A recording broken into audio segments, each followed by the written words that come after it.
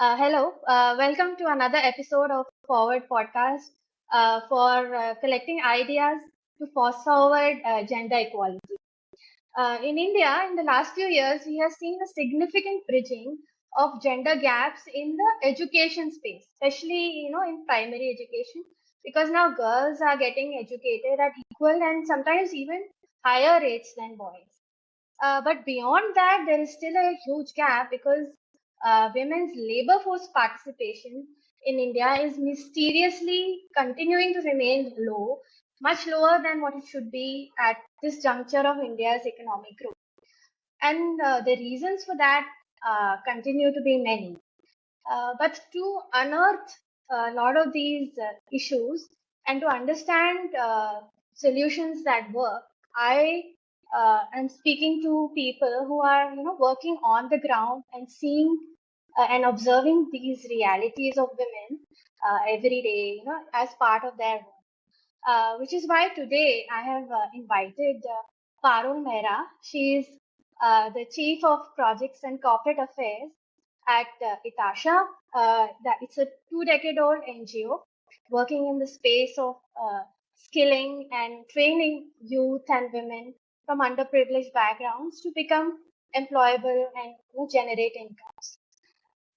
So welcome, Parul. I'd like to begin by first asking you to introduce yourself, give us a bit of your background. Hi, Shravani, and congratulations on starting this because we know that there is still a huge gap when we talk about a gender equal world. And I'm so glad to be here today. So, my name is Parul Mehra, and I've been with the social service sector for the last 25 years after I completed my master's in psychology and did my PG diploma in population ecology. I think while studying these two subjects, I realized that where whatever my education can, bring in some kind of change would be in the social service sector. And I'm so glad that I push myself to really look at those kind of organizations or projects which were working on behavior change and mindset change. So I started to look for those kind of organizations, and I've been lucky. I've been working in ETASHA Society, like you said, for the last 17 years. And we've been working with communities in Delhi, NCR, Haryana, Rajasthan, some parts of UP, and couple of our interventions are pan India. So I'm glad to be here with you and to discuss a bit more about what we do on ground and how we are trying to bridge this gap of gender inequality. So we want to make it equal,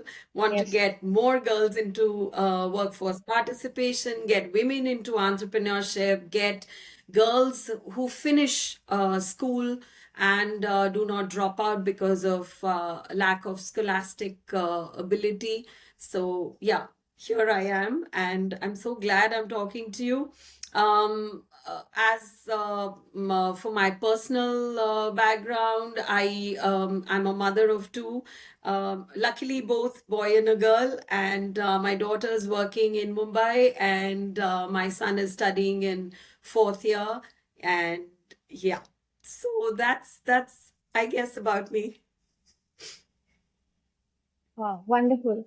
Uh, that's very nice. So can you like elaborate a little bit more about what exactly Tasha is doing, especially towards enabling women? Oh, yes. Dr. Meenakshi Nair set it up in 2006. She's from an HR background, and I think that's what pulled her into the time when, the service sector was growing, and she found that gap and wanted to really set up an organization which could act like a bridge between the young people who have a lot of potential from the underprivileged communities and link them to the service sector industry. As well as, while we were working with youth, we also figured that the mothers, or those who've been in the child rearing activity and looking after their children, now were looking to us to help them do something and become financially independent. That's when we launched the entrepreneurship program in 2016.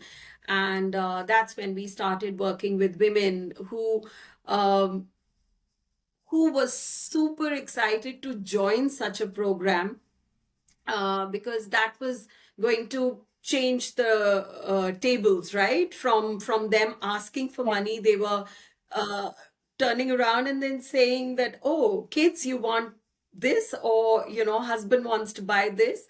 I am earning now. Here's the money. So that was that, and we've been working with high school students.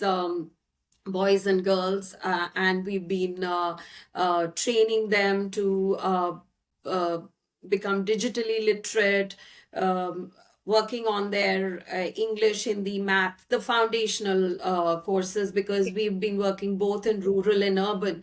And where we see in the rural areas, there is a huge gap. Even a grade 8th or ninth class student does not know the basic alphabets, or does not have the basic numerical ability. And that's where we designed a program, thanks to ASAR, when we were assessing them on their abilities. Basis that, we designed a program, and we've been able to bridge that gap and get them to at least complete their 10th and 12th standards. So, yeah, a lot of different interventions where we feel that there is a gap, we've been designing, because ultimate goal is for them to become financially independent, socially independent, as well as emotionally, economically independent. So that's been our journey, and that's why we've been working for the last 2 decades almost. Yes.